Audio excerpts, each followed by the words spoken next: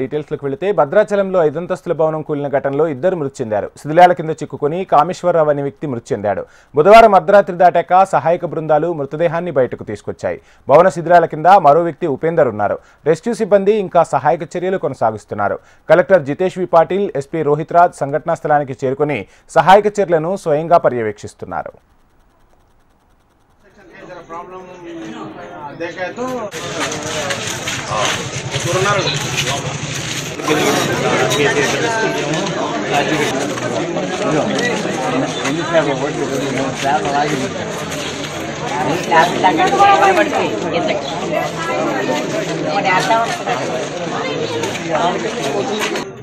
Construction है जरा problem देखा तो నిన్న మధ్యాహ్నం 2 గంటల 40 నిమిషాల సమయంలో భవనం ఉన్నట్లుండి కూలిపోయింది. దీంతో అందులో పనిచేసేందుకు వచ్చిన తాపీ మేస్త్రి కార్మికులు చిక్కుకుపోయారు. సమాచారం అందిన వెంటనే ఆ స్థలానికి వెళ్లి రెస్క్యూ సిబ్బందితో శిథిలాల తొలగింపు పనులు చేపట్టారు అధికారులు. శిథిలాలను తొలగించే యత్నంలో గ్రౌండ్ ఫ్లోర్ పిల్లర్లు, స్లాబ్ కూలాయి. దానిపై మిగిలిన అంతస్తుల స్లాబ్లు పేర్చినట్లు పడిపోయాయి. దీంతో అందులో ఉన్న ఓ వ్యక్తి సహాయం కోసం కేకలు వేయడంతో వైద్య బృందాలను రప్పించి పైపుల ద్వారా ఆక్సిజన్ పంపించారు.